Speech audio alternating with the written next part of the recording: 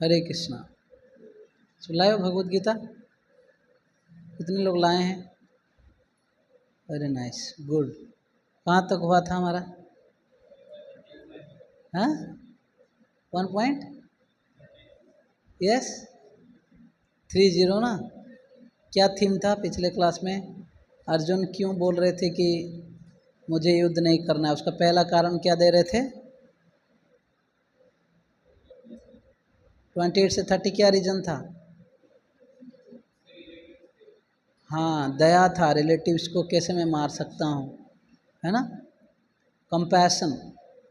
तो अर्जुन 4 आर्गुमेंट देते हैं ये अध्याय में कि युद्ध मुझे क्यों नहीं करना है। इको इको है, इको कम कर सकते हैं। हरे कृष्णा कृष्ण कृष्ण हरे हरे, हरे राम राम राम हरे हरे। तो 4 रीजन देते हैं। पहला रीजन है कंपैशन या दया के भावना। जब संबंधियों को सामने देखते हैं, बिल्कुल ये सोचते हैं कि इनको मार के हमको क्या मिलेगा, है ना। 28 से 30 आप देख रहे हैं। अर्जुन ने कहा, हे कृष्ण, इस प्रकार युद्ध की इच्छा रखने वाले अपने मित्र तथा संबंधियों को अपने समक्ष उपस्थित देखकर मेरे शरीर के अंग कांप रहे हैं और मेरा मुख क्या हो रहा है? सूख रहा है, सूखा जा रहा है। राइट। मेरा सारा शरीर कांप रहा है, मेरे रोंगटे खड़े हो जा रहे हैं, मेरा गांडीव धनुष मेरे हाथ से सरक रहा है और मेरी त्वचा जल रही हैं। हाँ, तो 2 प्रकार के लोगों को इस प्रकार का अनुभव होती है। इधर बहुत ही भौतिक आसक्त वाला व्यक्ति, या जो भक्ति में बहुत बड़े चढ़े भक्त जो है ना, उसको बोलते हैं अष्ट सात्विक भाव आता है। कभी कभी रोंगटे खड़े हो जाते हैं, आंखों से अश्रु, कंपन, है ना, स्वेद मतलब पसीना छूटता है, कंटिन्यूसली व्यक्ति रोता रहता है। इस प्रकार के भावनाएं कभी कभी शुद्ध भक्तों में दिखने को मिलता है। लेकिन यहाँ पर जो अर्जुन के भावनाएं, क्यों? क्योंकि अत्यधिक आसक्त के कारण, है ना, वो भय कर रहा था। जनरली कोई भी व्यक्ति अपने संबंधियों के साथ ही एंजॉय करता है ना लाइफ, राइट। अभी इन्हीं लोगों को मार देंगे तो क्या होगा? तो अर्जुन जो है आगे क्या दिख रहा है उसको कि कितना बड़ा भय है कि सारे लोग जो है मारे जाएंगे कुछ बिना कारण के, मेरा राज्य पाने के लिए इतने लोग मारे जाएंगे। तो अर्जुन इस प्रकार की दया की भावना, प्रभुपाद बोलते हैं, मतलब इस प्रकार की जो है, एक तो है ये भौतिक सिम्टम्स जो है, रोंगटे खड़े हो जाना, गांडी हाथ से गिरना, राइट, शरीर कांपना, ये सब जो आसक्ति के कारण है। दूसरे तरह से प्रभुपाद गुणगान भी करते हैं। ये बोलते हैं कि क्योंकि ये सब भावनाएं दुर्योधन में नहीं था, ये सब अर्जुन में इसलिए था कि अर्जुन एक भगवान के भक्त होने के कारण इसका हृदय जो बहुत ही कोमल था। यस्यास्ति भक्तिर्भगवती अकिंचना सर्वैर्गुणैस्तत्र समासते सुरः हराभो अभक्तस्य कुतो महद्गुण मनोरथेना सती धावतो वही। कि जब तक कोई व्यक्ति भक्त नहीं बन जाता तब तक भले उसमें कई सारे अच्छे गुण हो सकता है, लेकिन वो मन के रथ में ही दौड़ रहा है। मैं पिछले बार उदाहरण दिया था कंस का, राइट। एक क्षण में बहन का ड्राइवर बन गया, दूसरे क्षण में बहन को मारने के लिए। उनका फैक्टर है किसी का हेल्प करना या नहीं करना, उनके इंद्रिय तृप्ति में बाधा हो रहा है कि नहीं। जब तक देखा भाई देवकी के माध्यम से दुनिया को एडवर्टाइज कर रहा था कि मैं देखो कितना बड़ा भाई हूँ, जैसे ही पता चला देवकी का 8वां पुत्र मेरा मृत्यु का कारण बनेगा, तुरंत मारने के लिए आ गया। तो इन लोग का बस एक ही फैक्टर है, इंद्रिय तृप्ति। अगर कोई बाधक है उसको उड़ा दो, है क्या नहीं। तो इस प्रकार का बाहर के लोग जो हैं, भले कितने भी अच्छे क्यों ना हो, हम भले उनको सम्मान करें, लेकिन ये नहीं समझना they can not be greater than devotees.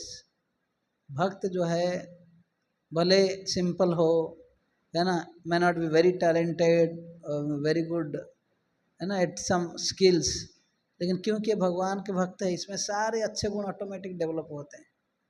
अब एक समय देखोगे यही लोग जो है ग्लोरियस दिखेंगे। श्रील प्रभुपाद, जो मैं कई उदाहरण कई बार, जो पिछले बार मंकी का उदाहरण दे रहा था, किसी ने बोला कि we are vegetarians, Prabhupada we are not vegetarians, we are Krishnatarians, even monkeys are vegetarians, है कि नहीं। तो इसलिए कौन ये 4 नियम जो है फॉलो करने के लिए मनुष्य को फॉलो करते हैं। 4 नियम फॉलो करने से एक व्यक्ति मनुष्य बनता है। Don't think that we are great devotees. No meat eating, no gambling, no intoxication, no illicit sex. ये जो 4 चीज जो व्यक्ति फॉलो करता है, एक साधारण एक अच्छा मनुष्य बनता है। उससे भक्ति में कोई लेना देना नहीं। हाँ, सपोर्ट हो जाता है, व्यक्ति पाप से मुक्त हो जाता है। ऐसा हम तो अंतगतम पापम, है कि नहीं। तो अर्जुन का इस प्रकार के जो सॉफ्ट हार्टेडनेस, ये इसलिए कि भगवान का भक्त है, दूसरों को कष्ट देना नहीं चाहता है, क्योंकि आगे देख पा रहे कि सब लोग मारे जाएंगे युद्ध में, है ना। कोई एक पार्टी जीतेगा, लेकिन आम जनता जो है लड़ाई में तो मरेंगे आपस में लड़के। तो ये अर्जुन का दया की भावना है। पिछले एक पॉइंट है माता जी, आपके पास गीता है क्या, देख रहे हो फिर मोबाइल से 1.28 से 30। So will move ahead. आप लोग समझ में आ रहा है, मतलब लिंक कर पा रहे हो कि नहीं, बेटर समझ में आ रहा है ना पहले से, ठीक है। सो विल रीड 31 से लेकर 35। ये 4 श्लोकों में अर्जुन जो है अभी बोलेंगे मैं क्या किसके साथ एंजॉय करूं। Loss of enjoyment. कोई व्यक्ति लड़ता है किस लिए, राज्य प्राप्त करने के लिए, सुख प्राप्त करने के लिए, लेकिन अपोजिट पार्टी अपने ही संबंधियां हैं। लेकिन ये नहीं समझ पा रहा कि ये संबंधी जो है कि नॉर्मल संबंधियां नहीं है, हालांकि रिलेटिव्स हैं, बट देवर एग्रेसर्स। अग्रेसर मतलब जो आपका लाइफ लेने के लिए प्रयास किया है, जो आपका प्रॉपर्टी हड़पने के लिए प्रयास किया है, आपको कभी जलाने के लिए प्रयास किया है, या है ना किसी का पत्नी को किडनैप करने के लिए प्रयास किया। इस प्रकार के लोगों को भले वो रिलेटिव्स क्यों ना हो, लेकिन अर्जुन उनका ये सारे चीज भूल जा रहा है। किसके कारण, इसके काइंड हार्टेडनेस के कारण। देखो पिछले क्लास में मैं यही बोल रहा था, मोरल दृष्टि से, सामाजिक दृष्टि से अर्जुन बोल रहा है सब सही लग रहा है कि नहीं, मैं युद्ध नहीं करूंगा, कितने लोग मारे जाएंगे, किसके साथ एंजॉय करूंगा। लेकिन अर्जुन का सेंटर क्या है इधर, मैं, है कि नहीं। समझ में आया क्या डिफरेंस है। भगवान अभी चुप है, भगवान सुन रहे हैं। यहाँ अर्जुन जो ये बिल्कुल नहीं सोच रहा, बिल्कुल अर्जुन को कदर ही नहीं है कृष्ण का क्या थॉट है। अर्जुन खाली सोच रहा मेरा क्या होगा, मेरा फैमिली है ना, फैमिली वाले मर जाएंगे, मैं किसके साथ एंजॉय करूंगा, मेरे को पाप चढ़ जाएगा। हाँ, तो इस प्रकार के जो है खाली रीजंस, खाली सेंटर क्या है, मैं, ना कि भगवान। तो इसलिए ये सब आर्गुमेंट्स जो है मोरल दृष्टि से सही दिखता है, लेकिन भगवान आगे जाकर एक एक पॉइंट को सब काटेंगे, है ना। तो कभी कभी हम लोग भक्ति में आने के बावजूद भी मैं और मेरा सेंटर से थोड़ा बाहर हटना चाहिए। मेरे को ऐसे अच्छा लगता है प्रभु जी मैं करूँगा, अब मतलब है ना, आपको अच्छा लगता है क्या, आपका गुरु उससे खुश है क्या, राइट। आपको एक चीज से अच्छा लग सकता है, आप इस तरफ थोड़ा बैठो, बस बस, भले आपको कुछ चीज़ अच्छा लग रहा है, मुझे ऐसे अच्छा लगता है, मेरे मत में ये है, या मैं ऐसे करूँगा, वो अच्छा है। लेकिन क्या आप जिस कार्य कर रहे हैं इससे गुरु प्रसन्न हो रहे हैं, क्या इससे भगवान प्रसन्न हो रहे हैं। अगर ये दोनों नहीं सोच पा रहे हैं तो हम अर्जुन का ये पहला अध्याय का जैसे कोई बद्धात्मा जो कंडीशन सोल्ड है ना, तो उसको ही हम प्रतिनिधित्व करते हैं। तो मैं, मेरा या गुरु या कृष्ण का प्रसन्नता, ये दो चीज़ हमारा लाइफ में है। तो इसलिए हमारे परम पूज्य गोपाल कृष्ण महाराज एक बार, एक आप अगर कोट्स देखेंगे, महाराज एक व्यास पूजा में बोले हैं कि हर्ष act in a way thinking that your guru is present near you. समझ में आ रहा है?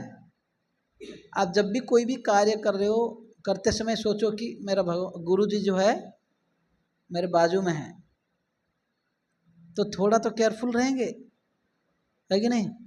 है कि नहीं? यस। तो कोई भी कार्य करते हैं हम, अगर सोचेंगे मेरा गुरु जी पास में है, भगवान भी बाजू में है, so will act in a वे ताकि उनको बुरा नहीं लगे या उनको प्लीज, ऐसे हर कोई कार्य करेंगे जिससे गुरु या कृष्ण प्रसन्न होंगे। इसका अर्थ है इंद्रिय तृप्ति से बचने के लिए सबसे पावरफुल मीन्स है ये सेंस कंट्रोल करना, माइंड कंट्रोल करना। हम कितना फिलोसफी, कितने सारे आर्टिफिशियल प्रोसेसेस भी ट्राई कर सकते हैं, लेकिन वो सब गलत है। मतलब वो सब उतना सक्सेसफुल नहीं रहेगा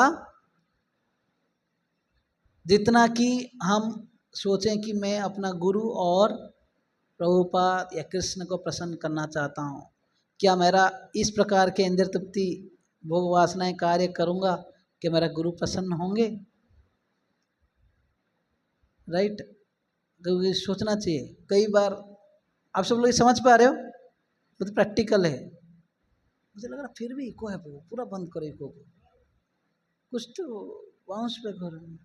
हाँ, थोड़ा थोड़ा अलग करो प्रभु, उसका पोजीशन चेंज करो। हर दिन ऐसे नहीं था, आज मुझे कुछ बाउंस हो रहा है जैसे। कीप हियर, हरि बोल। ये इतना इस तरफ रखो थोड़ा, और उस तरफ घुमा। हाँ, हरे कृष्णा, बेटर है? राइट? हरे कृष्णा कृष्णा कृष्णा हरे हरे, हरे राम राम राम हरे हरे। चलेगा कि बार बार कभी भी आप रास्ता घाट में जाते समय कई दृश्य देखेंगे, कभी इधर उधर माइंड डिस्ट्रैक्ट होने पर अगर आप उस समय अगर प्रभुपाद को याद करते हो या गुरु महाराज को याद करते हो, है ना, या भगवान को याद करोगे, तुरंत जो है आपका माइंड बिल्कुल ये हो जाएगा। कितने लोग का अनुभव है? अनुभव नहीं है तो आप लोग अनुभव करेंगे। जब भी माइंड डिस्ट्रैक्ट होगा, यू रिमेंबर दैट प्रभुपाद को प्रार्थना करेंगे, अब देख तुरंत माइंड जो धीरे धीरे शांत हो जाएगा। हाँ, तो हमारा मेन, मैं एक चीज सिद्धांत ला रहा हूँ, अर्जुन ये सारे प्रसंगों में इनका मेन गोल है मेरा खुशी, है ना। दया की भावना भी दिखा रहे हैं, ये नहीं सोच रहे हैं यही लोग जो है अभी हम दया के लिए दया करने जा रहे हैं, लेकिन यही लोग एक समय हमको जलाने के लिए प्रयास किया। यही लोग जो है हमारा पत्नी को भारी सभा में, है ना, पंचु पांडव के जो पत्नी द्रौपदी को भारी सभा में बेइज्जत किया, लाखों लोगों के बीच में। यही लोग राजा बनेंगे और हम इनके ऊपर दया करें? राइट? अर्जुन ये सब सोच नहीं रहे थे। तो हम देखेंगे अभी 31 से 35 लॉस ऑफ एंजॉयमेंट, ये सोच रहे हैं कि हम किसके साथ भोग करेंगे। है आप लोग बस लोग, न च श्रेय अनुपश्यामि हत्वा स्वजनम आहवे न कांक्षे विजयम कृष्ण न च राज्यम सुखानि च। हे कृष्ण, इस युद्ध में अपने ही स्वजनों का वध करने से न तो मुझे कोई अच्छाई दिखती है और न मैं उससे किसी प्रकार की विजय, राज्य या सुख की इच्छा रखता हूँ। तो खाली मैं खाली दिख रहा है ना, राइट? किसी में कुछ भी अच्छा नहीं दिख रहा अर्जुन को। यह जाने बिना कि मनुष्य का स्वार्थ विष्णु या कृष्ण में है, सारे बद्ध जीव शारीरिक संबंधों के प्रति यह सोचकर आकर्षित होते हैं कि वे ऐसा परिस्थितियों में प्रसन्न रहेंगे। ऐसी देहात्म बुद्धि के कारण वे भौतिक सुख के कारणों को भी भूल जाते हैं। अर्जुन तो क्षत्रिय का नैतिक धर्म भी भूल गया था। कहा जाता है कि दो प्रकार के मनुष्य परम शक्तिशाली तथा जाज्वल्यमान सूर्यमंडल के प्रवेश करने के योग्य होते हैं। ये हैं, एक तो क्षत्रिय जो कृष्ण की आज्ञा से युद्ध में मरता है, तथा दूसरा सन्यासी जो आध्यात्मिक अनुशीलन में लगा रहता है। बोलते कि दो प्रकार के लोग हैं। अगर क्षत्रिय है युद्ध भूमि में, अगर धर्म युद्ध में एक व्यक्ति लड़के मर जाता है ना, तो वो कहाँ जाता है? यहाँ पे बोला सूर्य लोक है ना, जहाँ पर डार्जिलिंग सन प्लानेट जाता है या स्वर्ग लोक जाता है। ये तो सन्यासी भी राइट, जो आध्यात्मिक मार्ग फॉलो कर रहा है, खाली ऑटोमेटिक चला जाता है एक व्यक्ति। अर्जुन इसके बारे में सोच नहीं रहा है। अर्जुन अपने शत्रुओं को भी मारने से विमुख हो रहा है। अपने संबंधियों की बात तो छोड़ दें, वो सोचता है कि स्वजनों को मारने से उसे जीवन में सुख नहीं मिल सकेगा, अतः वो लड़ने के लिए इच्छुक नहीं है। जिस प्रकार की भूख न लगने पर कोई भोजन बनाने को तैयार नहीं होता, उसने तो बन जाने का निश्चय कर लिया है, जहाँ वो एकांत में निराशपूर्ण जीवन काट सके। किंतु क्षत्रिय होने के नाते उसे अपने जीवन निर्वाह के लिए राज्य चाहिए, क्योंकि क्षत्रिय कोई अन्य कार्य नहीं कर सकता। किंतु अर्जुन के पास राज्य कहाँ है? उसके लिए तो राज्य प्राप्त करने का एकमात्र अवसर है कि अपने बंधु बांधवों से लड़कर अपने पिता के राज्य का उत्तराधिकारी प्राप्त करें, जिसे वो करना नहीं चाह रहा है। इसलिए वो अपने को जंगल में एकांतवास करके निराशा का एकांत जीवन बिताने का योग्य समझता है ना। क्षत्रिय का धर्म है रूल करना, है ना। क्षेत्रत्रायते इति क्षत्रिय, मतलब जो दूसरों का सुरक्षा करना, किससे? अटैक से, राइट। तो जनता का सुरक्षा करना, उस रूलिंग करना उनका धर्म है। लेकिन अर्जुन यहाँ पर बोल रहा मैं युद्ध नहीं करूँगा। अगर युद्ध नहीं करता तो क्या अल्टरनेटिव बच जाएगा भाई? जंगल में जाओ। युद्ध करता है तो इधर जीतो राजा बनो, हारो तो मरोगे। मरने से कहाँ जाओगे? स्वर्ग जाओ। तो दोनों तरफ से बेनिफिट। क्षत्रिय अगर युद्ध में मरता है जितने से यहाँ पर ही स्वर्गीय सुख है ना प्राप्त करता है, वही सर धन संपत्ति सब रहता है, राजा बनता है। अगर हार जाता है स्वर्गलोक जाता है। तो अर्जुन अपना बेसिक धर्म भी भूल रहा है कि युद्ध नहीं करूँगा ही बोल रहा है। क्यों?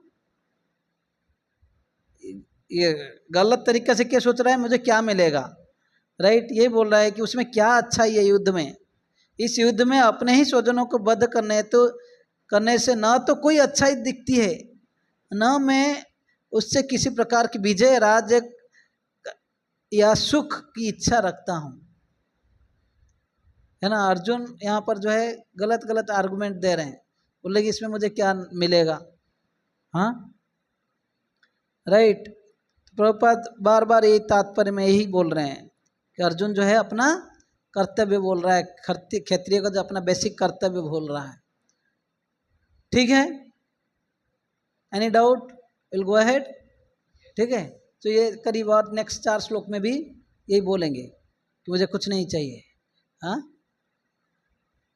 किम नो राज्येन गोविंदम किम भोग्यर्जीवितेन वा येषामर्थकांक्षितनु राज्यं भोगसुखानि च तयिमे अवस्थिता युधे प्राणां त्यक्त्वा धनानि च आचार्यः पितरः पुत्रो अस्थैव च पितामहः मातुलः श्वशुरः पौत्रः श्याला सम्बन्धिनस्तथा एतान्न हन्तुमिच्छामि धृतोऽपि मधुसूदन अपि त्रैलोक्य राज्यस्य हेतोः किं नु महि कृते निहत्य धृतराष्ट्रान् का प्रीतिः स्वजनार्दन। हे गोविंद, हमें राज्य, सुख, अथवा इस जीवन से क्या लाभ। तो कितना बड़ा डिटैच्ड अर्जुन है। ये सब जो है अर्जुन का एक तरफ से ये गलत बोल के बोला जा रहा है, दूसरे तरफ से कुछ आचार्य बोलते ये सब अर्जुन में योग्यता थी, ये सब अर्जुन का एक स्पेशल योग्यता है। कितना डिटैच्ड है, बोल रहा है मुझे राज्य सुख नहीं चाहिए, बोल रहा है। आपको अगर ऐसे मिले आप छोड़ेंगे, लेकिन अर्जुन बोले मुझे राज्य नहीं सुख चाहिए। तो ये सब जो है डिटैचमेंट अर्जुन का एक क्वालिफिकेशन है भक्त बनने का, वैराग्य। आगे जाकर जो गुरु से दीक्षा लेंगे या कृष्ण के शरण लेंगे, हाँ बोले हे हमें राज्य सुख भी नहीं चाहिए, अथवा इस जीवन से क्या लाभ, क्योंकि जिन सारे लोगों के लिए हम उन्हें चाहते हैं वही इस युद्ध भूमि में खड़े हैं। और कोई व्यक्ति एंजॉय करता है किसके साथ, अपने परिवारों के साथ, है ना, परिवार वर्गों के साथ। लेकिन यही लोग लड़ेंगे, अब इनको मारेंगे तो हमको राज्य मिलेगा, राज्य मिलने के बाद किसके साथ एंजॉय करेंगे। एंजॉयमेंट करने के लिए हमको राज्य चाहिए, राज्य मिलेगा लेकिन इन लोगों मार के, परिवार वर्गों को मार के मिलेगा तो फिर किनके साथ एंजॉय करेंगे। सो अर्जुन का कंसर्न है, बड़ा अच्छा कंसर्न है। हे मधुसूदन, जब गुरुजन, पितृगण, पुत्रगण, पितामह, मामा, ससुर, पैतृगण, साले तथा अन्य सारे संबंधी अपना अपना धन एवं प्राण देने के लिए तत्पर हैं और मेरे समक्ष खड़े हैं, तो फिर मैं इन सबको क्यों मारना चाहूँगा, भले ही वे मुझे क्यों न मार डालें। ये जीवों के पालक, हे जीवों के पालक। देखो एक तरह से गोविंद का अर्थ है जो गाय तथा इंद्रियों को आनंद देते हैं, लेकिन अर्जुन यहाँ पे गोविंद को मिसयूज कर रहा है वर्ड, भगवान को गोविंद बोल के बोल रहा है आप तो इंद्रियों को आनंद देने वाले हो, लेकिन आप जो कार्य मुझे करने के लिए बोल रहे हैं मुझे दुख दे रहा है। यहाँ पर ये बोल रहा है कि हे जीवों के पालक, जनार्दन का अर्थ है जन अर्दन, मतलब है जनता का पालन करने वाला। इसका दूसरा अर्थ है जनता को मारने वाला भी, जन अर्दन मतलब काटने वाला भी। तो यहाँ पर एक इनडायरेक्टली अर्जुन जो है भगवान को सार्कास्टिकली बोल रहे हैं, हे जीवों के पालक, मैं इन सबसे लड़ने को तैयार नहीं हूँ। मतलब आप तो जीवों के पालक है, आप मेरे द्वारा इन लोगों को मारने के लिए क्यों बोल रहे हो। समझ में आ रहा है। तो दो शब्दों का अर्जुन मिसयूज कर रहा है भगवान का, गोविंद और जनार्दन शब्द से। मैं इन सबों से लड़ने को तैयार नहीं, भले ही बदले में मुझे तीनों लोक क्यों ना मिलते हो। वाह, इस पृथ्वी की तो बात ही छोड़ दो, 3 लोग भी मिलेगा फिर भी अर्जुन को युद्ध नहीं करना है। भला धृतराष्ट्र के पुत्रों को मारकर हमें कौन सी प्रसन्नता मिलेगी। जस्ट इमेजिन, अर्जुन का हार्ट जो इतने करुणा से भर गया था पहले, है ना, कुछ श्लोक पहले करुणा, अभी करुणा से थोड़ा हट के बोल रहे हैं कि कैसे किसके साथ एंजॉय करेंगे। इस प्रकार का एंजॉयमेंट तो बेकार है। अगर मुझे सब लोगों को मार के मुझे इतना राजा बनने के लिए है, या तीनों लोग भी मिल जाए फिर भी मैं युद्ध नहीं करूँगा, क्योंकि अपने संबंध नहीं रहेंगे, और संबंधियाँ नहीं रहेंगे तो मैं किनके साथ एंजॉय करूँगा। लॉजिकल है ना, राइट। लेकिन इसमें सेंटर क्या है, मेरा एंजॉयमेंट। यही गलती है, मेरा खुशी या भगवान का। ये चीज आप ध्यान रखो, ये सारे श्लोक में यही फोकस है। तात्पर्य तैयार हैं आप लोग? हैं। अर्जुन ने भगवान कृष्ण को गोविंद कहकर संबंधित किया क्योंकि वे गौएं तथा इंद्रियों की समस्त प्रसन्नता के विषय हैं। इस विशिष्ट शब्द का प्रयोग करके अर्जुन संकेत करता है कि कृष्ण यह समझे कि अर्जुन की इंद्रियां कैसे तृप्त होंगी। अर्जुन चाहते हैं कि भाई आप गोविंद हो, आप मेरे लिए भी थोड़ा मुझे संतुष्ट करने का सोचो ना, क्या इतना युद्ध करने के लिए मुझे बोल रहे, इससे मैं बड़ा दुखी हो रहा हूँ। किंतु गोविंद हमारी इंद्रियों की तुष्ट करने के लिए नहीं है। हाँ, यदि हम गोविंद की इंद्रियों को तुष्ट करने का प्रयास करते हैं तो हमारी इंद्रियां स्वतः तुष्टि होती है। समझ में आ रहा है? गोविंद का अर्थ है जो है ना, हम कैसे तुष्ट होंगे, हमारे इंद्रियां कैसे तुष्ट होंगे। ऋषिकेश सेवनम भक्ति उच्यते, है ना। जो हमारे इंद्रियों के द्वारा, इंद्रियों के स्वामी ऋषिकेश, ऋषिक मतलब इंद्रियां, ऋषिकेश मतलब जो इंद्रियों के स्वामी, जब उनका सेवा करते हैं क्या होगा, सेवनम भक्ति रुच्यते, उसको जो सेवा को करने से भक्ति, अर्थ कोई भक्ति करेगा, ये आत्मा सुप्रसिद्धति स वै पुंस परो धर्म यतो भक्ति रदक्ष्यजे अहेतुकी अप्रतिहता, ये आत्मा सुप्रसिद्धति। श्रीमद् भागवतम के दूसरे स्कंद पहला अध्याय श्लोक नंबर 5 बोलते सबई पुंस परो धर्म, ये दुनिया में सबसे हाईएस्ट धर्म है। अनेक प्रकार के छोटे मोटे धर्म हैं, लेकिन हाईएस्ट धर्म वो है सारे जीवात्माओं की, स्पेशली मनुष्यों का। यह तो भक्ति अधोक्षजे, भगवान का भक्ति करना चाहिए। अक्षज मतलब अपने इंद्रियां, अधोक्षज मतलब जो अपने इंद्रियों को परे हैं, जिनको अपने इंद्रियों के द्वारा हम समझ नहीं सकते, ऐसे भगवान का अगर हम सेवा करें तो क्या हो जाएगा, किस भावना से भी करना चाहिए, बिना हेतु के, सेल्फलेसनेस, अहेतु की, अप्रतिहता और अनइंटरप्टेड के, अनइंटरप्शन से अगर करेंगे, ये आत्मा सुप्रसिद्ध थी। आत्मा जो है, हम लोग सारे जो हम लोग बिल्कुल प्रसन्न चित्त रहेंगे अगर सेवा करेंगे। तो प्रभुपाद यहाँ बोल रहे हैं भाई हम तभी सेवा कर मतलब खुश रहेंगे जब हम भगवान के इंद्रियों को प्रसन्न करने के लिए प्रयास करेंगे, जब उनका सेवा करेंगे हम खुश हो जाएंगे। लेकिन अर्जुन यहाँ पर क्या बोल रहे हैं, भगवान आप मुझे मेरे इंद्रियों का तुष्टि के लिए सोचिए, ये गलत है ना। गोविंद का अर्थ है कि हम उनको सेवा करें, है कि नहीं। और भगवान का सेवा करने से ऑटोमेटिक हमारे इंद्रियां सेटिस्फाइड हो जाएंगे। भगवान को कुछ अलग से, ये भगवान का सेवा करने का इमीडिएट रिजल्ट है। व्यक्ति शांत हो जाता है, बिल्कुल कूल हो जाता है, राइट, प्रसन्न चित्त हो जाता है। भौतिक दृष्टि से, हाँ मैं फिर से पढ़ रहा हूँ आप लोग के लिए स्टेटमेंट। इस विशिष्ट शब्द का प्रयोग करके अर्जुन संकेत करता है कि कृष्ण यह समझें कि अर्जुन की इंद्रियां कैसे तृप्त होंगी, किंतु गोविंद हमारी इंद्रियों को तुष्ट करने के लिए नहीं है।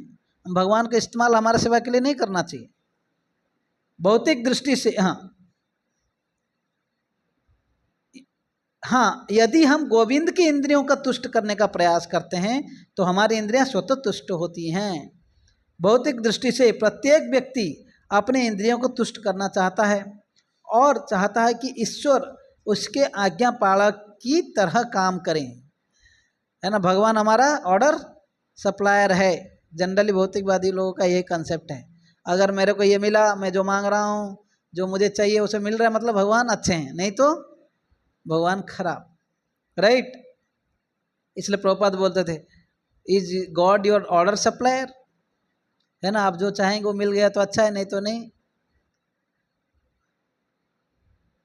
किंतु जब कोई इसके विपरीत मार्ग ग्रहण करता है, और अर्थात जब वो अपनी इंद्रियों का तृप्ति की चिंता न करके गोविंद की इंद्रियों को तुष्टि करने का प्रयास करता है, तो गोविंद की कृपा से जीव की सारी इच्छाएं पूर्ण हो जाती हैं। यहाँ पर जाति तथा कुटुंबियों के प्रति अर्जुन का प्रगाढ़ स्नेह आंशिक रूप से इन सब के प्रति उसकी स्वाभाविक करुणा के कारण है। तो प्रभुपाद फिर गुणगान करना है किसका, अर्जुन का, कि इनमें करुणा का भाव है क्योंकि भक्त है। अतः वो युद्ध करने के लिए तैयार नहीं है। हर व्यक्ति अपने वैभव का प्रदर्शन अपने मित्रों तथा परिजनों के समक्ष करना चाहता है, किंतु अर्जुन को भय है कि उसके सारे मित्र तथा परिजन युद्ध भूमि में मारे जाएंगे और वो विजय के पश्चात उनके साथ अपने वैभव का उपयोग नहीं कर सकेंगे, अपना उपलेंस दिखा नहीं पाएंगे। भौतिक जीवन का यह सामान्य लेखा जोखा कैलकुलेशन है, किंतु आध्यात्मिक जीवन इससे सर्वथा भिन्न होता है। क्योंकि भगवान की इच्छाओं की पूर्ति करना चाहता है, अतः भगवद इच्छा होने पर वो भगवान की सेवा के लिए सारे ऐश्वर्य स्वीकार कर सकता है। किंतु यदि भगवान इच्छा ना हो, यदि भगवद इच्छा ना हो तो एक पैसा भी ग्रहण नहीं करता है। देखो यहाँ पर बोला गया है कि मटेरियल कैलकुलेशन और स्पिरिचुअल कैलकुलेशन में डिफरेंस क्या है। मटेरियल कैलकुलेशन मतलब मेरा खुशी सर्वोपरि, है कि नहीं। अर्जुन ये सोच रहा है कि मैं, है ना, अगर युद्ध में सबको मार लूँगा रिलेटिव्स है, कोई व्यक्ति अपना परिवार वर्गों को ही दिखाना चाहता है, कोई पार्टी करते हैं, ये करते हैं कि भाई हम इतने अमीर हैं, ये हैं, या जो भी अपना खुशी उनके साथ दिखाना चाहता है। लेकिन अभी वही लोग मारे जाएंगे तो अर्जुन इसलिए दुखी है।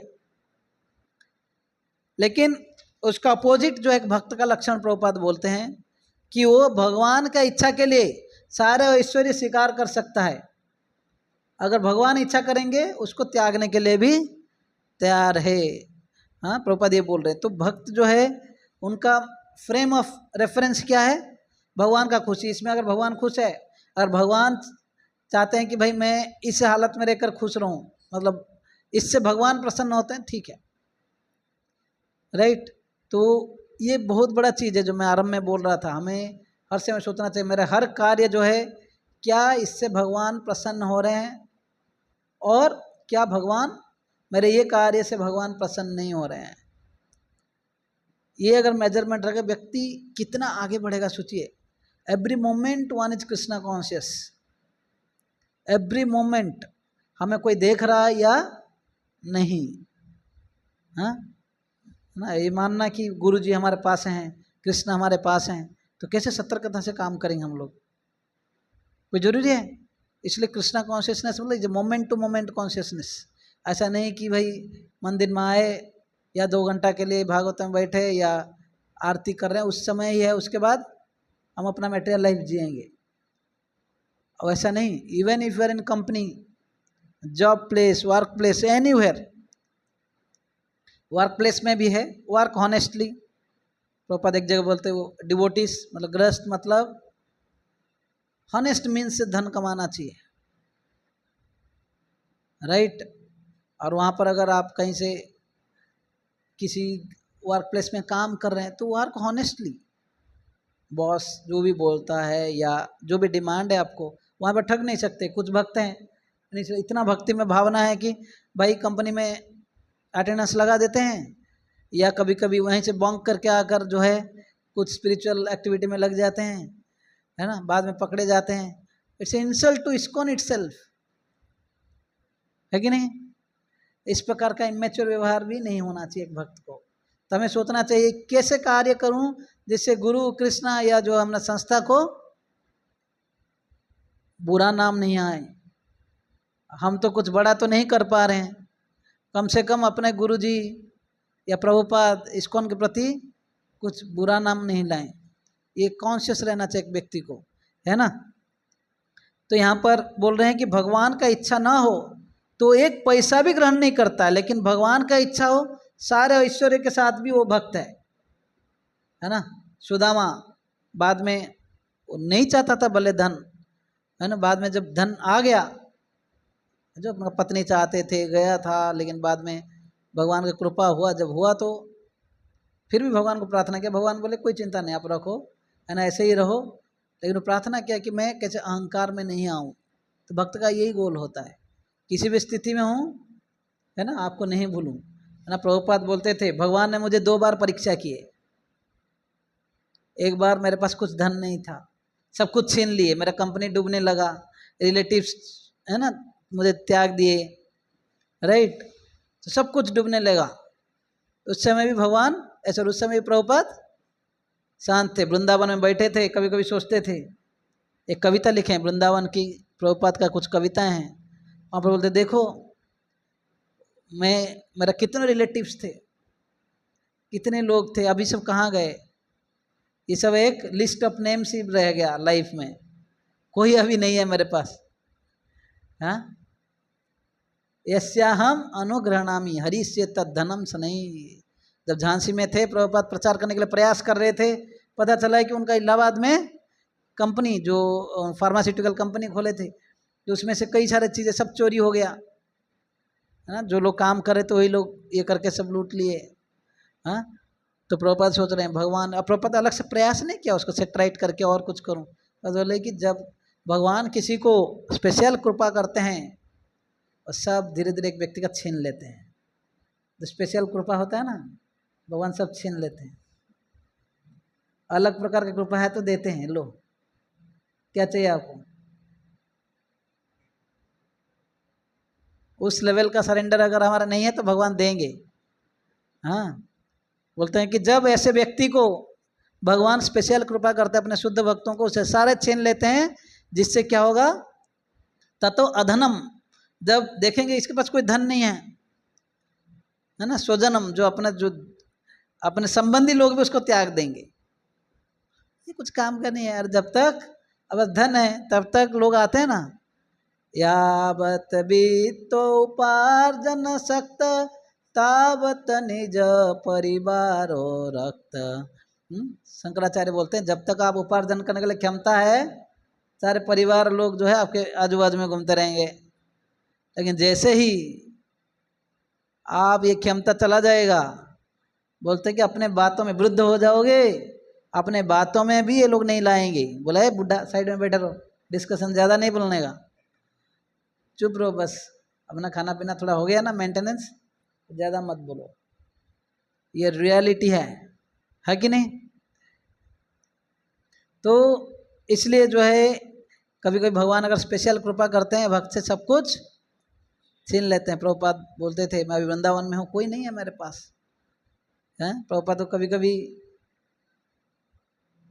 प्रसाद के लिए भी कितना स्ट्रगल था, हाँ, दिल्ली जाने के लिए बुक डिस्ट्रीब्यूशन या बुक प्रिंटिंग के लिए 3rd क्लास ट्रेन में जो उस डब्बे में जाते थे, वहाँ पे जाने के बाद भी रहने का कोई ठिकाना नहीं था, चिप्पीवाड़ा वो टेम्पल में रहते थे, खुद पेपर्स उठा के बंडल्स लेकर जाते थे, हाँ, क्योंकि उससे थोड़ा पैसा बचता था, उसका प्रूफ एडिटिंग प्रिंटिंग कुछ, कितना स्ट्रगल था प्रभुपाद के लिए, वो सब जो है प्रभुपाद भगवान के लिए कर रहे थे। प्रभुपाद बोले कि एक समय पे मेरे पास इतना सब कुछ छीना गया, एक समय पे भगवान ने इतना दिया, 40 रुपया लेकर गया था, कई करोड़ रुपया मुझे आया, 40 करोड़ रुपया भी आया, या कई गुना। उस समय भी प्रभुपाद क्या बोले, मैं भगवान का प्लान समझा, भगवान ने दोनों बार मुझे टेस्ट किया, इन प्रभुपाद उसमें दोनों में पास हुए। पहले बार में हंसे कि देखो मेरे से सब छीन रहे हैं कृष्णा, मेरे को स्पेशल कृपा कर रहे हैं। दूसरे बार जब दे रहे थे, अभी सोचे कि ये भी भगवान का कृपा है ना, सब कुछ अपने नाम पे एक भी चीज़ नहीं रखा प्रभुपाद। दूसरा कोई राजा महाराज होते तो कई सारे राजा आजकल सब भक्त सन्यासी लोग देखते हैं ना, साधु संत लोग कई चीज़ें अपने नाम पे लिख देते हैं, अपने बच्चों के नाम पे लिख देते हैं, ये वो राइट, लेकिन प्रभुपाद सब कुछ भगवान का सेवा में लगाया, ये है।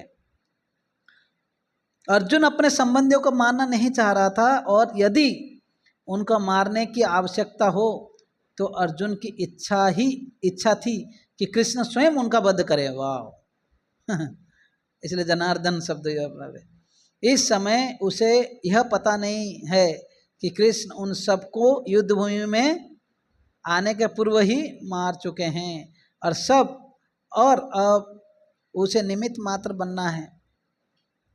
इसका उद्घाटन अगले अध्याय में होगा। भगवान का असली भक्त होने के कारण अर्जुन अपने अत्याचारी बांधवों से प्रतिशोध नहीं लेना चाहता था, किंतु यह तो भगवान की योजना थी कि सबका वध हो। भगवत भक्त दुष्टों से प्रतिशोध नहीं लेना चाहते, किंतु भगवान दुष्टों द्वारा भक्त की उत्पीड़न को सहन नहीं कर पाते। भगवान किसी व्यक्ति को अपने इच्छा से क्षमा कर सकते हैं, किंतु यदि कोई अपने भक्तों को हानि पहुंचाता है तो वे उसे क्षमा नहीं करते हैं। इसलिए भगवान इन दुराचारियों का वध करने के लिए उद्यत थे, यद्यपि अर्जुन उन्हें क्षमा करना चाहता था। बहुत बड़ा शिक्षा है।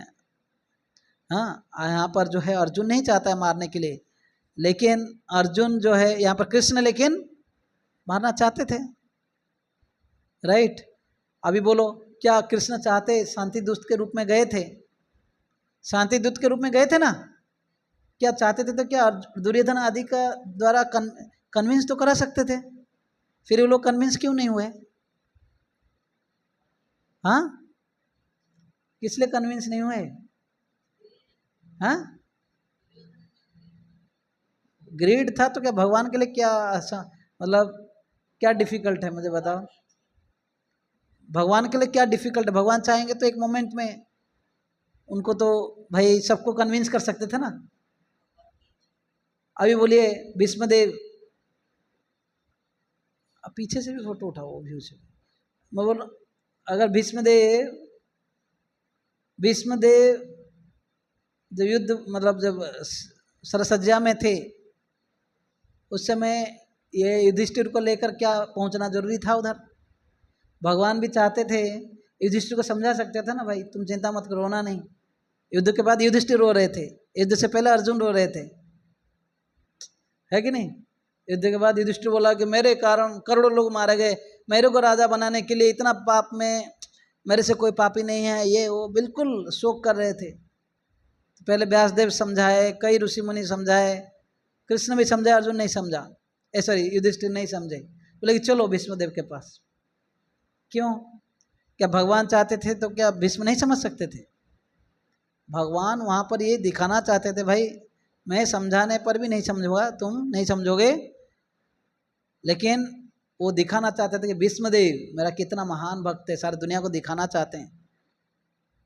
तो इवन खुद समझाने पर भी युधिष्ठिर नहीं समझे, ये भी भगवान चाहते थे कि भाई तुम नहीं समझो, लेकिन तुम भीष्मदेव समझाने से समझ जाओगे। तो वैसे भगवान शांति दूत के रूप में गए, लेकिन जब भगवान ही नहीं चाहते युद्ध मतलब रोके, भगवान का काम था कि यदा यदा धर्मस्य ग्लानिर भवति अधर्मस्य, है ना, तदात्मान सृजामि हम, फिर विनाशाय च दुष्कृतम, दुष्कृतिवान ये सब लोग हैं, इनको मारना है मुझे, तुम लोग कन्विंस हो जाओगे युद्ध नहीं करेंगे बोल के, तो फिर क्या होगा? राइट? भगवान दुर्योधन के हृदय में बिल्कुल पक्का कन्विंस कर लेते, भाई कंप्रोमाइज मत करो, अकड़ रहना, मुझे बांधने के लिए प्रयास करो, चलेगा तो युद्ध होगा। तो ये सब भगवान भगवत इच्छा से हो रहा है, समझ में आ रहा है? तो जो भी है, लेकिन एक शिक्षा है, प्रभुपाद बोल रहे हैं, जो भक्तों को परेशान करता है वो भक्त भले क्षमा कर दें, कृष्णा क्षमा नहीं करेंगे, कृष्णा उसको छोड़ेंगे नहीं। राइट? हरिस्थाने अपराधे तारे हरिना, तोमा स्थाने अपराधे नहीं परित्रा, तुम्हारा हृदय सदा गोविंद विश्राम, गोविंद कहे ना मोर वैष्णव पराण, एबार करुणा कर वैष्णव गोसाई, पतित पाविना तुमा बिने के हो ना। ये वैष्णव सॉन्ग में बोलते हैं कि जो है आप जो है ना, आपके चरण में अगर कोई हरि अपराध करता है, भगवान हरि के चरण में अपराध करते हैं, हरि नाम लोगे, ज़्यादा ज़्यादा प्रार्थना करोगे, भगवान क्षमा कर देंगे। लेकिन तोमात स्थाने अपराध, अगर कोई वैष्णव के चरण में अपराध किया, भगवान उसको छोड़ते नहीं हैं, ना ही परित्राण, कोई उपाय नहीं। कई प्रमाण हैं भाषास्त्र में। अम्बरीश चरित सुना है? अम्बरीश कथा आप लोग? अम्बरीश महाराज जो इतने महान भक्त थे, कंटिन्यूअसली भगवान का भक्ति करते थे, सारे इंद्रियों के द्वारा। दुर्वासा मुनि उनको थोड़ा बहुत अपने योगिक शक्ति था, प्रॉब्लम किए ना, मैं कई बार स्टोरी में बोल चुका हूँ। राइट? स्पेशली कई दिन कार्तिक महीने के दौरान जब अम्बरीश महाराज जो है फास्टिंग व्रत रखे थे, एकादशी के बाद वाला, द्वादशी में आए दुर्वासा मुनि, कोई गेस्ट आ जाते तो उनको पहले प्रसाद खिलाना चाहिए, लेकिन वो जाकर जो है प्रसाद में इनविटेशन के बाद वो चले गए, मतलब गायत्री करके स्नान करके आएंगे बोल के। लेकिन उस समय पारण टाइम के बीच में एक व्यक्ति को पारण करना, फास्ट ब्रेक करना चाहिए, लेकिन उस समय दुर्वासा मुनि वहाँ पर लेट कर रहे थे। तो युधिष्ठिर जो अम्बरीश महाराज अपने भक्तों को, वहाँ पर कई सन्यासी साधु संतों को सब पूछते हैं, तो साधु संतों को कि क्या करना चाहिए, किसी ने सजेस्ट नहीं कर पाया, लेकिन उनको पता था क्या करना है। तो पता है कि जल लेने से फास्ट ब्रेक भी हुआ, नहीं भी ब्रेक हुआ। समझ में आया? फास्ट ब्रेक हो जाता है अगर कोई जल पान करता है तो जल लिए। वहाँ पे दुर्वासा मुनि अपना योगिक शक्ति से समझ लिए, देखो इसने फास्ट तोड़ लिया है, भाई कोई प्रसाद नहीं खाया है आपका एब्सेंस में, खाली थोड़ा जल पान कर लिया। वेट कर रहे थे कि आए अपना गेस्ट का सत्कार करेंगे, लेकिन आए तो बिल्कुल इतना आंख बबूला हो गया। देखो एक साधु संत है, आप योगी है दुर्वासा, लेकिन इतना गुस्सा तुरंत अपने जटा से एक बाल निकल और पटका गुस्सा होकर, है ना, और तुरंत एक जो है राक्षस निकला जिसका शरीर जो है बिल्कुल आग से बना हुआ था, फायरी बॉडी, इतना भयानक जैसे कोई आपको पूरा जलाने के लिए आ रहा है। अम्बरीश महाराज के तरफ आ रहा था और तुरंत सुदर्शन चक्र जो है उसका गला काट लिया। आप समझ रहे हो, ऐसे अम्बरीश महाराज भगवान का इतने महान भक्त थे। भगवान ये कभी कभी अपने शत्रु लोग उसको अटैक करें क्या करें कुछ नहीं सोचते थे, केवल भक्ति में लगे रहते थे। वो प्रसंग आप पढ़िए, नवम स्कंद में है, कुछ 8वां अध्याय, शायद 8वां 9वां अध्याय से। तो वहां पर जो है भगवान चक्र को भी सुदर्शन को बोल रहे थे अपना ख्याल नहीं रख रहा है, तुम इसका ख्याल रखना। तो सुदर्शन चक्र तुरंत ही इसको काट दिया।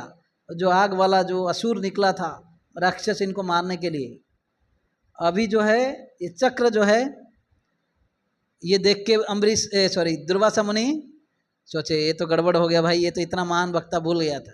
सुदर्शन चक्र अभी दुर्वासा के पीछे फॉलो करने लगा, उसके तरफ काटने के लिए ये दौड़ रहे थे, बिल्कुल भागे, अपने यौगिक पावर था, दौड़ने लगे।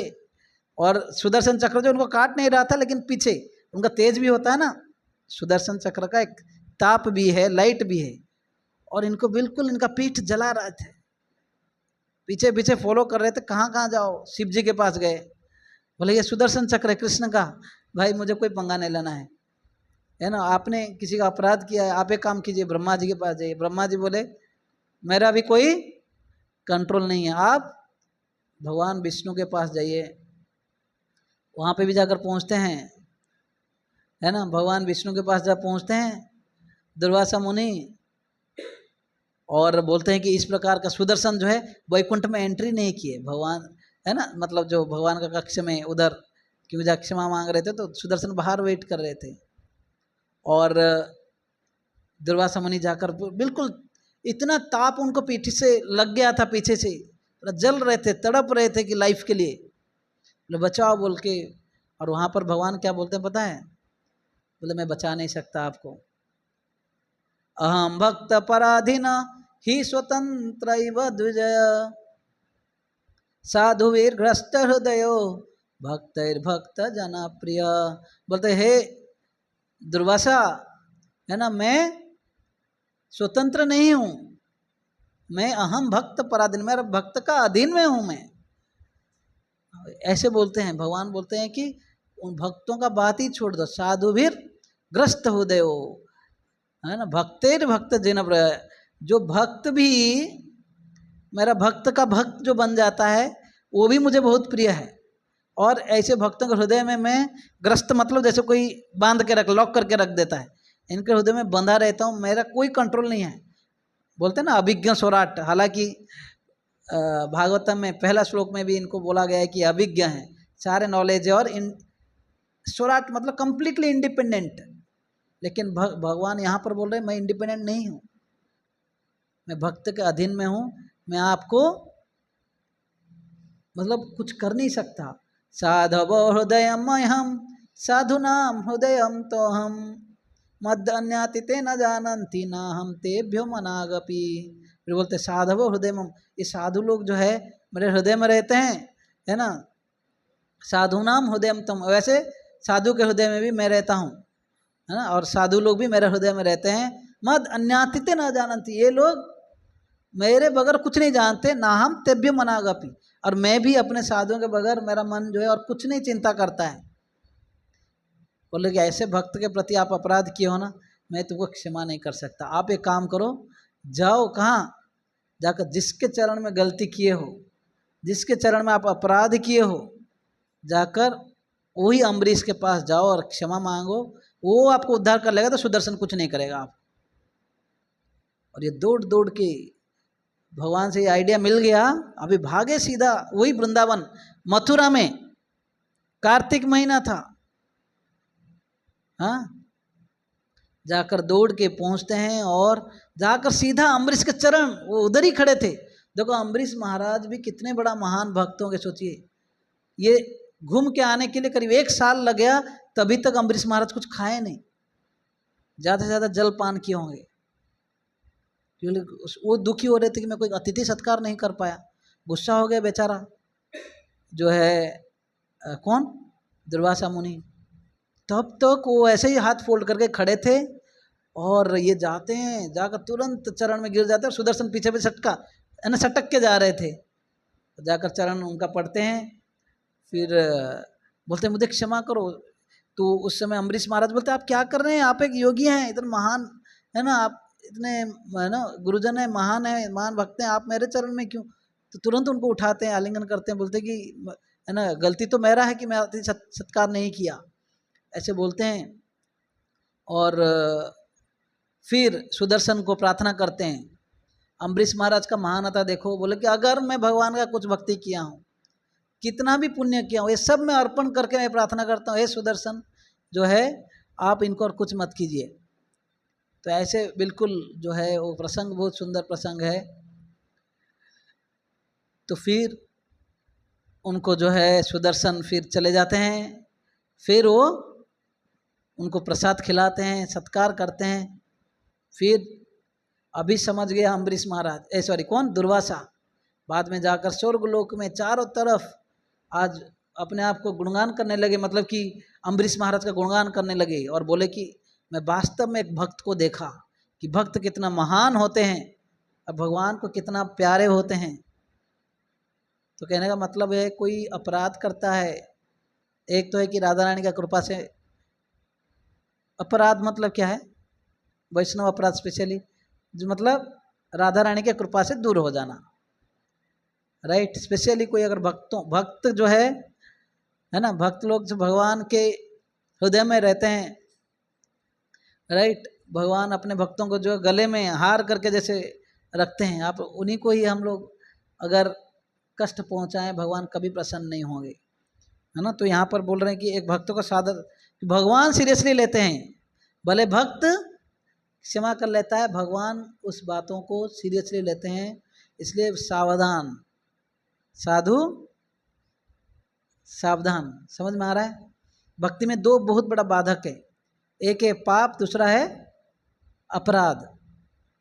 ध्यान से सुने ये चीज, हाँ, एक है पाप, दूसरा है पाप उतना खतरनाक नहीं है जितना अपराध है।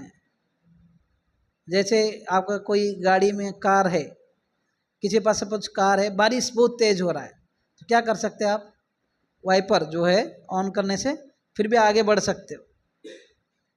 वैसे पाप जो है, हमें काम क्रोध लोभ के कारण कोई व्यक्ति पाप कर रहा है ना, ये सब बारिश के तरह, लेकिन हम उसका कई सारे उपाय ले रहे हैं, अपने आप को प्रोटेक्ट करके आगे बढ़ रहे हैं। लेकिन यही कार किसी दूसरे कार से ठोक दें तो क्या होगा भाई, ट्रैफिक वाला या पुलिस वाला जो है बाजू में रखेगा, फाइन भी लगाएगा, राइट।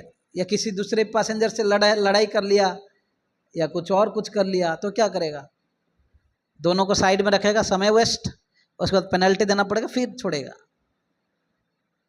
तो एग्जैक्टली पाप करने से मतलब जो पाप का प्रवृत्ति तो हमारे हृदय में है, कभी कभी बहुत परेशान करते हैं, कभी कभी आते रहता है, लेकिन फिर भी हम शास्त्र पढ़ते हैं, गुरु का प्रवचन सुनते हैं, नाम जप ज़्यादा करते हैं, तो प्रयास करके हम धीरे धीरे आगे बढ़ सकते हैं।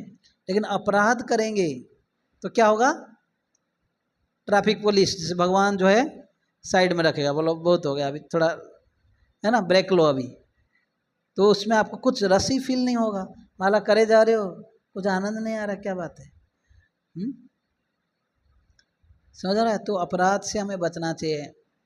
इसलिए बोलते हैं अगर कोई वैष्णव अपराध करता है, देना बैंक जैसे हो जाता है। देना बैंक कुछ देता नहीं है, पैसा चला गया तो खुलेगा ही नहीं, अभी दिवालिया हो गया ना, मतलब आप इन्वेस्ट कर लिए हो ना, आप उसको विड्रॉ कर सकते हो ना और डाल सकते, मतलब अपराध कोई करता है तो आपका भक्ति का तो हालांकि कोटा है, आपने थोड़ा बहुत किया है, लेकिन एक्स्ट्रा करने के लिए कोई रुचि नहीं होगा ना, आप उसका कुछ फ़ायदा ले सकते हैं।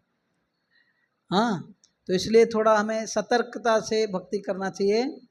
हाँ, अपराध शून्य होए लह कृष्ण नाम, है कि नहीं? अपराध शून्य होकर अगर कृष्ण नाम लेंगे तो तब जाकर जो है भगवान का प्रेम धन तब मिलेगा। तो हम सब लोग केयरफुल होना चाहिए, specially in our dealings with devotees, है कि नहीं? भक्तों के साथ आदान प्रदान में हमें बहुत ही केयरफुल होना चाहिए। वैष्णव जाति बुद्धि, प्रभुपाद बोलते थे, वैष्णवों को कैस्ट से नहीं देखना चाहिए, ऊंचा भक्त है, ये तो ब्राह्मण भक्त है, ये अफ्रीकन भक्त है, काला भक्त है, हैं? तो इस प्रकार की भावना रखना, या कोई, है ना, कई सारे भावनाएं हो सकती है, कोई बहुत प्राउड हो सकता है, कोई कुछ और, कुछ टैलेंट के वजह से हो सकता है, एजुकेशन के वजह से हो सकता है, अच्छा कुल के वजह से हो सकता है, जन्म ऐश्वर्य श्रुत श्रीवीर एदमान मदह पुमान, अच्छे कुल में जन्माना, ज़्यादा धन होना, श्रुत high education, Shri bodily beauty, ये चार के कारण व्यक्ति अहंकारी हो सकता है। भक्ति में आने के बाद ये सबको भाई बाजू में रखना चाहिए। एक ही हमारा आइडेंटिटी है, भगवान का भक्त बनने के लिए प्रयास करना, है ना? ये सब इसलिए बोलते हैं वैष्णव जाति बुद्धि, ये बहुत बड़ा अपराध है ना? वैष्णव को कोई अपना मटेरियल क्वालिफिकेशन से कैलकुलेट करना, वैसे ही बोलते विग्रहों को साधारण शिला समझना, है ना? विग्रह जो अर्चा शिलादि बुद्धि, शिला जैसे मानना, कोई पत्थर मान लेना।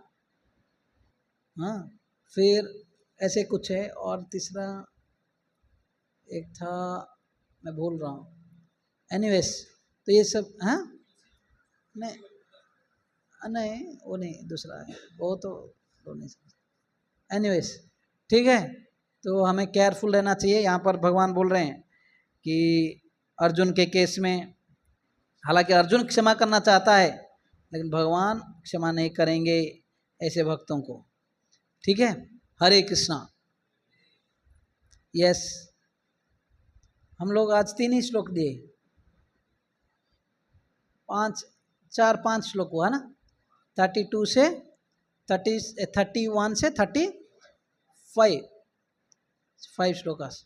तो आप जाकर देखिए, जितना भी पढ़ रहे हैं उसको ध्यान से पढ़ के आइए अगले बार, या थोड़ा आगे पढ़ के आइए, तब जाकर कुछ फ़ायदा होगा। और भगवत गीता, तो आपके पास गीता नहीं है, लेकर आइए। अगर क्लास हो रहा है, हम लोग देखो यहाँ पे आ रहे हैं, एक स्टूडेंट जैसे आइए, वे कॉलेज स्टूडेंट नहीं, वे एक पेन डाला, एक नोटबुक डाला, ऐसे घूम के आ गया। लर्निंग मतलब आप जब लेकर आएंगे, थोड़ा देखेंगे, समझेंगे, राइट, वैसे लेकर आइए। एटीट्यूड, स्टूडेंट जो है एक्टिव रहना चाहिए, लर्निंग मोड में रहेंगे कि भाई हमें पता नहीं बोल के अगर मोड रहा तो बहुत आसानी से समझ सकते हैं। सब कुछ पता है तो कुछ अंदर जाएगा नहीं, क्योंकि आपका बर्तन भरा हुआ है कि नहीं? यस, किसी कोई सवाल है? हरे कृष्णा कृष्णा कृष्णा